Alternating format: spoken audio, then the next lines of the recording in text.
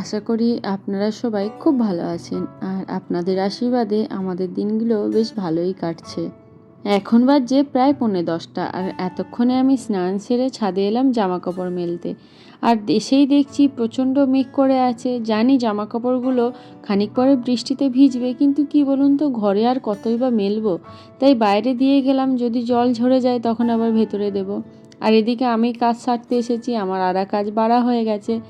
জামাটা আমার নাইটিটা একটা মেলতে গেলাম তো আর একটা পড়ে গেল, আবার এটাকে ধুতে হবে। দাঁড়ান, যতক্ষণে বালতিটা ভর্তি হচ্ছে ততক্ষণ আমি কয়েকটা তুলসী পাতা তুলে নিই। কাল দিনটা তুলসী পাতা দিইনি, ব্যাস আজকে সকাল থেকে আবার দেখছি নাক দিয়ে হালকা হালকা জল আসছে। কাল জানেন, ভাবলাম পাকুমকে একটু তাড়াতাড়ি ঘুম পাড়িয়ে দেব, কিন্তু এত দুষ্টুমি করছিল, কিছুতেই ঘুমাতে চাইছিল না।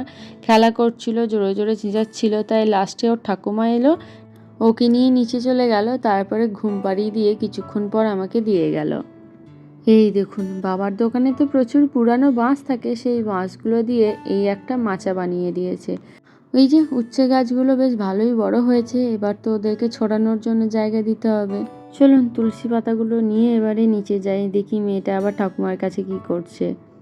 এই দেখুন, নিচে আস্তে আস্তে দেখলাম ওর ঠাকুমা ওকে সকালবেলায় খাবারটা খাইয়ে দিয়েছে আর জামা কাপড় চেঞ্জ করিয়ে দিয়েছে। এখন বসে বসে আমার দিকে তাকিয়ে হাসছে। গতকাল সন্ধ্যে থেকে আবার আমার শরীরটা ভীষণ খারাপ করছিল, কেন জানি না, প্রচণ্ড মাথা ঘুরছিল। বিশেষ করে যখন বসতে যাচ্ছি আর যখন বসে থেকে উঠে দাঁড়াতে যাচ্ছি, তখন তো প্রচণ্ড মাথা ঘুরছিল, মনে হচ্ছিল যেন এই বোধহয় আমি পড়ে যাব। এমনকি যখন ঘুমাতে যাচ্ছি তখনও পর্যন্ত মনে হচ্ছে আমি মাটির তলা দিয়ে চলে গেলাম। একে তো শরীরটা খারাপ করছিল, তার উপরে পাকুমোর দুষ্টুমি করছিল। এদিকে আবার ভিডিও এডিট করতে করতেও অনেকটা দেরি হয়ে গেছিলো, তাই ঘুমাতে গিয়ে আমার 1টা বেজে গেছে। যার জন্য সকালে তো আমি ঘুম থেকে উঠতেই পারছিলাম না। যখন চোখ খুললাম দেখলাম অলরেডি 9:05 বেজে গিয়েছে। আমাদের ঘন্টু লালিজলি কিন্তু good girl and good boy. ওদের যখন পায়খানা ইস্যু পায় তখন বাইরে যাওয়ার জন্য ছটফট করে, খুলে দিলে খানিকক্ষণ পর ঘুরে ফিরে নিজের কাজ সেরে আবার বাড়ি চলে আসে। এই দেখুন, সেই মামনি দিল্লি থেকে কাজু বাদামগুলো এনেছিল আর এই কটাই পড়ে আছে। আজকে রান্না করবে, তাতেই দিয়ে দেবে। আর আজ তো মঙ্গলবার, আমাদের নিরামিষ, তাই অল্প একটু ছানা নিয়ে নিয়েছে, একটু ছানার তরকারি করবে। জানেন তো, আজকে মামনি রান্না করছিল আর আমি দাঁড়িয়ে দাঁড়িয়ে দেখছিলাম। আজকে দেখলাম এই ছানার তরকারিতে মামনি একটু হিং ফোড়ন দিল। এটা কিন্তু আমার জানা ছিল না, জানেন। এর আগে আমি ছানা করেছি, কিন্তু হিংটা কোনোদিনও দিইনি।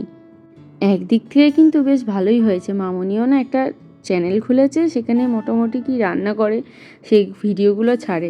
যখন মামনি থাকবে না বা কোথাও যাবে তখন কিন্তু কিছু রান্না করব মনে করলে মামনির ওই ভিডিওগুলো দেখে আমি নিশ্চিন্তে রেসিপিগুলো ফলো করে রান্নাগুলো করতে পারবো।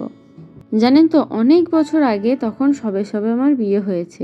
আমি সেরকম ইউটিউবের ব্যাপারে অত কিছু জানতাম না, কিন্তু সেই সময় মামনিকে বলেছিলাম, তুমি তো অনেক কিছু জানো, অনেক ভালো ভালো রান্না করতে পারো, তারপর অনেক নিয়মকানুন আছে আমাদের বাঙালিদের, সেগুলো জানো, চলো সেইগুলো নিয়ে একটা ভিডিও চ্যানেল করি, ভিডিওগুলো করবো আর ছাড়বো।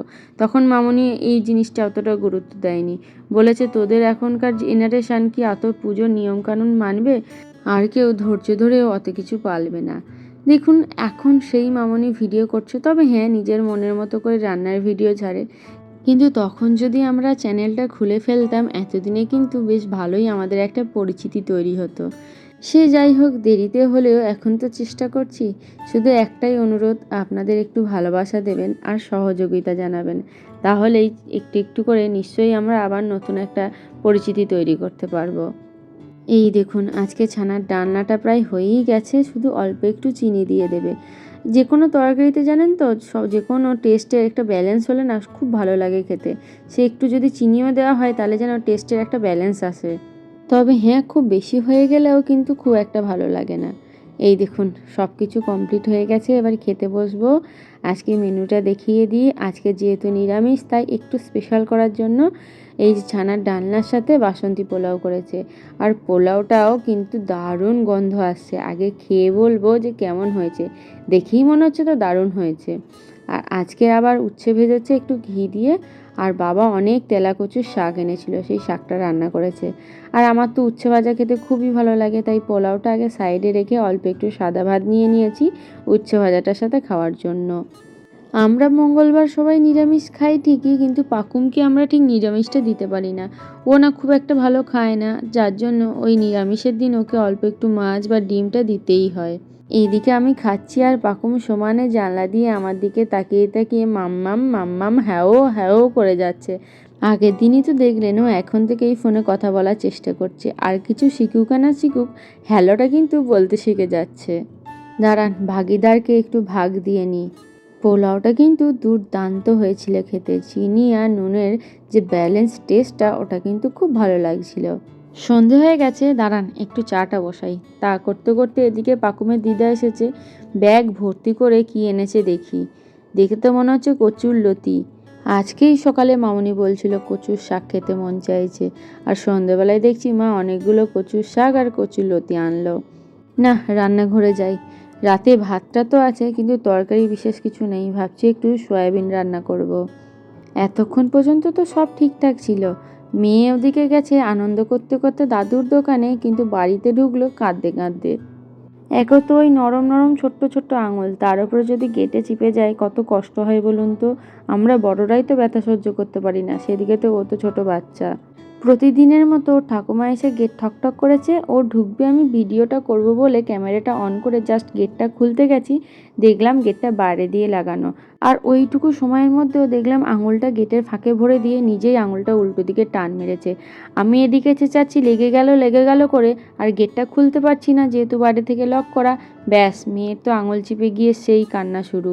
আসলে কি হয়েছে জানেন তো, ছোট ছোট আঙুল ফাঁকটায় আঙুলটা তো ঢুকে গেছে, কিন্তু যখন বার করতে গেছে তখন গেটটা টাইট হয়ে ওর আঙুলের সাথে আরও সামনের দিকে এগিয়ে গেছিল।